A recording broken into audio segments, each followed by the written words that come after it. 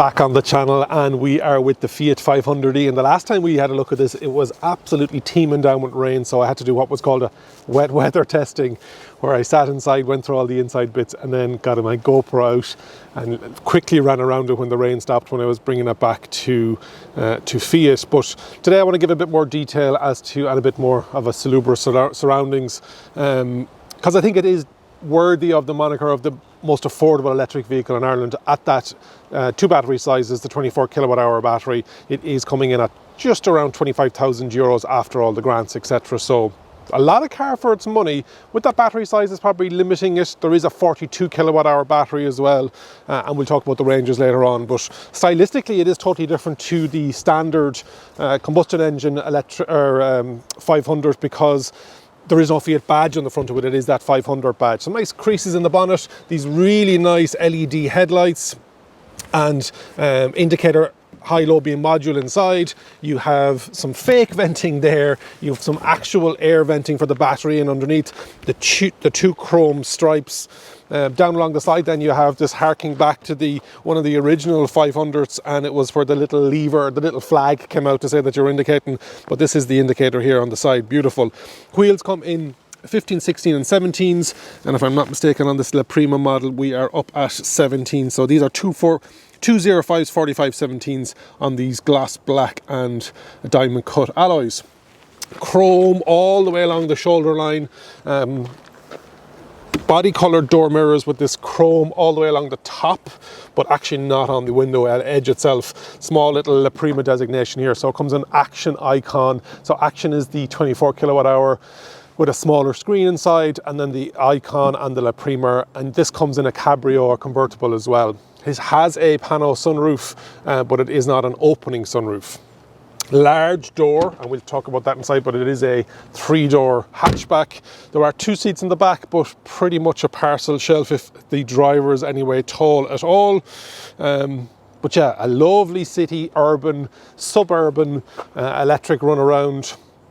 Very well fitted and finished. You are paying that premium, the top cabrio with the bigger battery. The bigger battery with the cabrio, the convertible roof, is coming in around 36,000 euros after grant. So, but it's going up against the likes of the Mini Electric, at the likes of the Honda E. It is that stylish, premium, small electric V. You wouldn't be putting this up against the likes of an MG4, etc., because it's just horses for courses. People are buying this because of the design of it, but the fit and finish doesn't let it down either. Let's have a look around the back.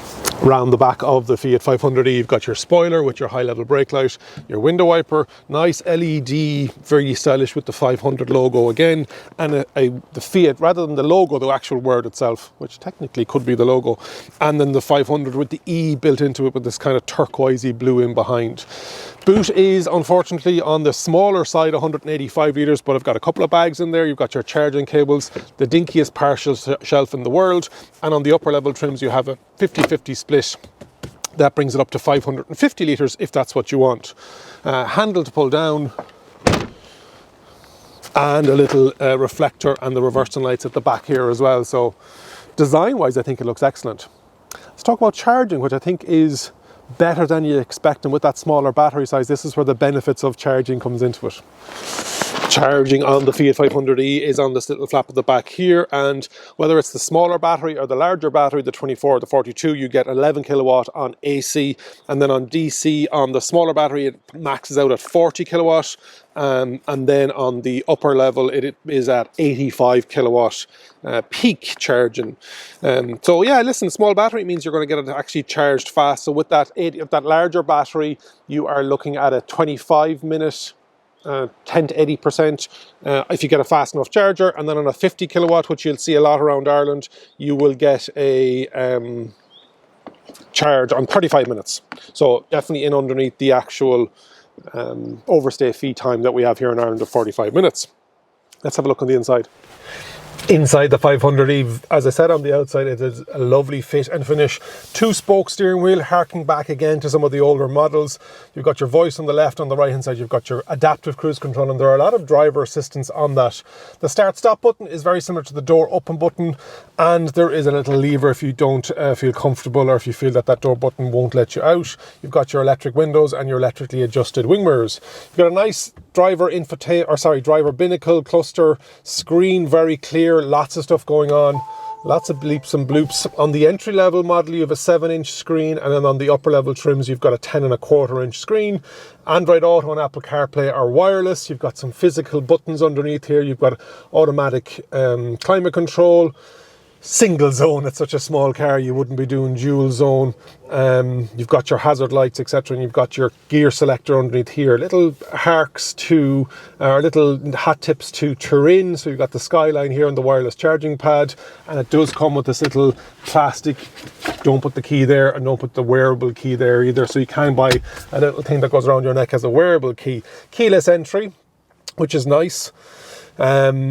And then you've got some USB Type A up here, and then underneath you've got USB Type A and Type C in underneath, so some decent space. That armrest moves. You've got your modes, you've got your normal, Sherpa and range. So depending on the modes, there isn't a sport or performance, it isn't this kind of EV. You've got a physical volume knob here as well. Glove box is not bad actually. I've seen smaller ones in bigger cars. You've got these nice cream seats with the Fiat logo name stitched into them with that 500 logo into it.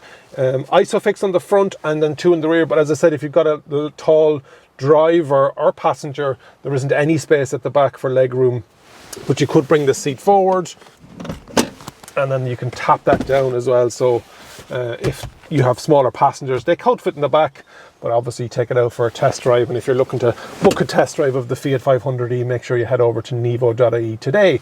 You've got a sunroof, it doesn't open, but there is a blind. Nice to get that light, and it makes the air cabin really nice and airy. That's pretty much the interior of the Fiat 500e. Let's take it out for a drive.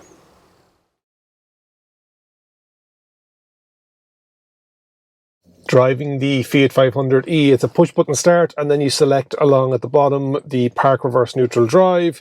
I usually release the handbrake, and we are away.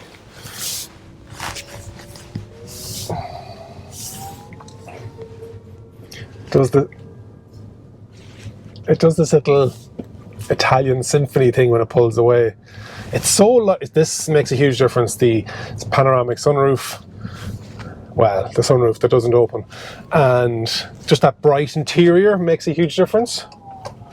Indicator noise is interesting.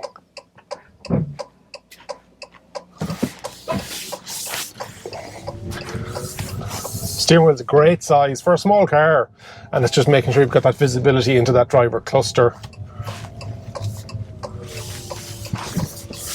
With these on the 17-inch wheels, it's still very comfortable. The seats are lovely. So visibility, there is no blind spot detection. Another thing I don't like about the infotainment / driver aids is on an upper level trim like La Prima, I'm surprised that there isn't a reversing camera. There are sensors, don't get me wrong, but you get a reversing camera on the Volkswagen E-Up at this stage. So I think it's a bit of a miss for them. Maybe you can be speccing it. I didn't see it on the spec sheet, but visibility is good, seating is good, acceleration is lovely, even if it is not the biggest of motors. Yeah. It's a perfect urban or suburban commuter car. Now, you're not going to be trekking across the country, and no doubt there'll be somebody jumping into the comments saying, Derek, I'd love to see you do the coast to coast, but I'm thinking about doing it in the Volkswagen E-Up, which is still probably my favourite. But with regards to this one, I just think the battery might be, and the efficiency, and coming to the efficiency, cannot get it anywhere away from around about 18 kilowatt hours per 100 kilometers. And so it's just surprising, because like we had the E-Up, I think it was down at 13. The Ioniq 6 is 14, 15 kilowatt hours per 100 kilometers, so I'm surprised this isn't more efficient. I know it's not going to be super aero being so tall, but yeah, it's an unusual one. And with the different driving modes, this is currently in normal mode, and we can just down here select your E mode. And let's see what we have.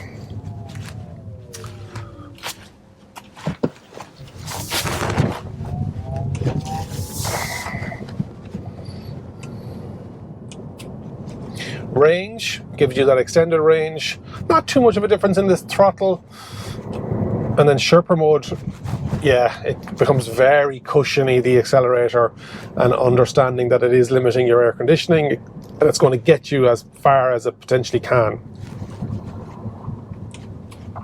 You really have to press that drive selector mode. You're not going to do it accidentally.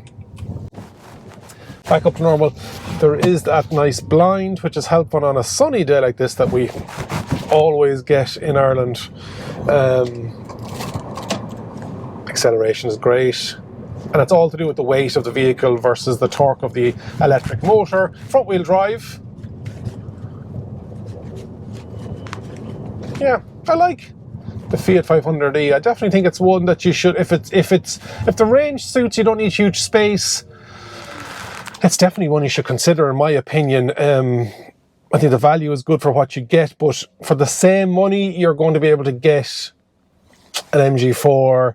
You're going to be getting a second-hand, you know, a lot bigger vehicle. So practicality and value, for the same amount of money, you probably could get bigger cars with longer range. So you're definitely paying a premium for that style, which isn't a bad thing either, don't get me wrong. But it does hold the crown of being Ireland's most affordable new electric vehicle at 25,000 euros. Let me know in the comments if you're interested in the Fiat 500e. I had somebody come up to me at the Dublin Tech Summit recently and told me that her parents in Luxembourg had watched my video on the Fiat 500e, the previous one, and bought it on the back of the review. So great to hear. There are you see them on the roads, you see the Minis on the road, you see the Honda E on the road, so there are people buying them. Hopefully you've enjoyed my review of the Fiat 500e. Make sure you've liked the video, subscribe to the channel. There's a big drive to get to 15,000 subscribers by the end of 2023. Leave a comment, and remember, if you think an EV is for you, leave it to me and I'll review. Thank you very much for watching.